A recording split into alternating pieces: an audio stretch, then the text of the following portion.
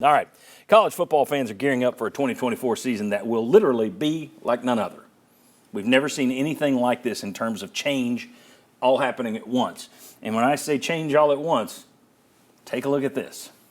You will have no more Pac-12.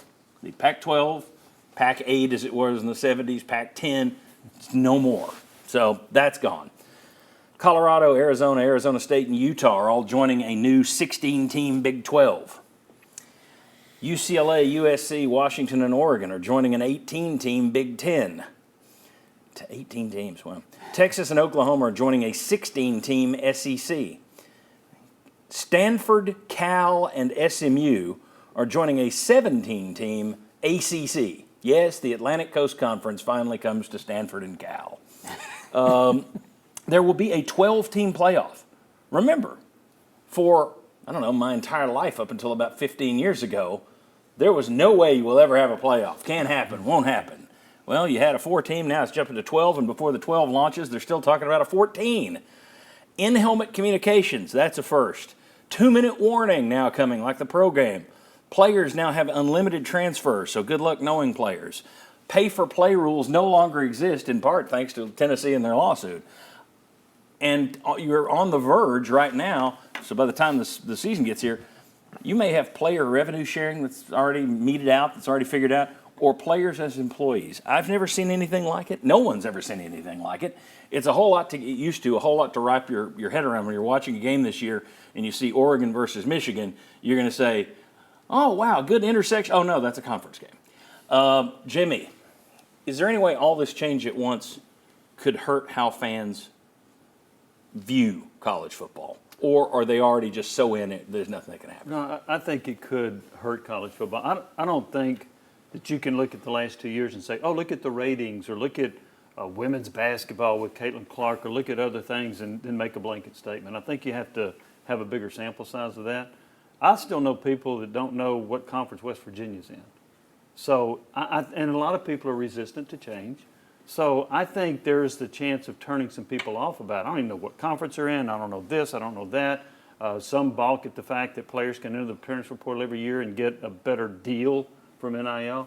I think there is great potential to hurt college athletics. I'm going to throw one other one in here that's going to sound silly, but everybody now has 18 uniforms too.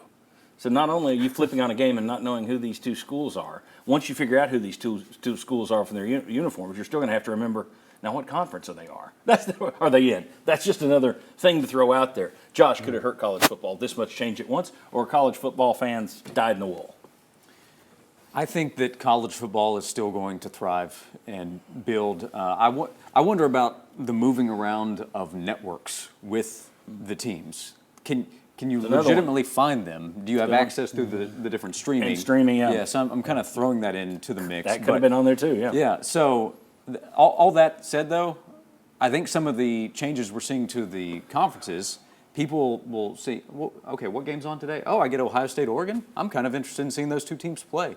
So the diehards, I think, will still be in. I think we're in the middle of complain about a lot of stuff season, which is just natural in college football. That's actually very traditional. But I think college football is going to thrive and money's going to grow. There will be individual schools that I think are hurt. But college football, I think, will benefit. For years, the complaints have been, why don't we have mega conferences? Why don't we have a playoff? Why don't we have free transfers? Why don't we have played players?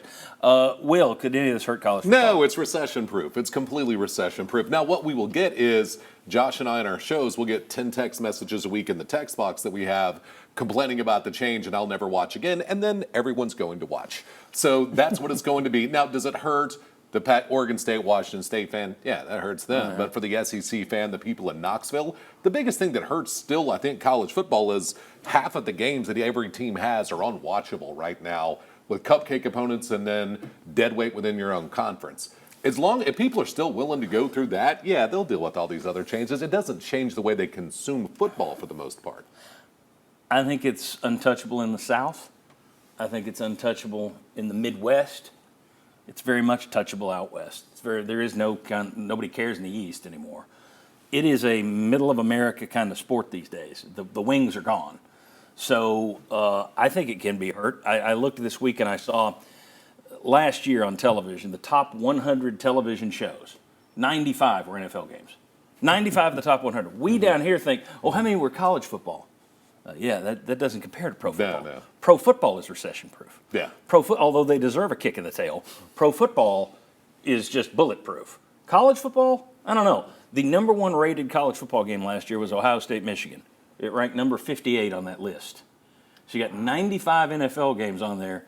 The best college football game was number 58. I do think it's touchable.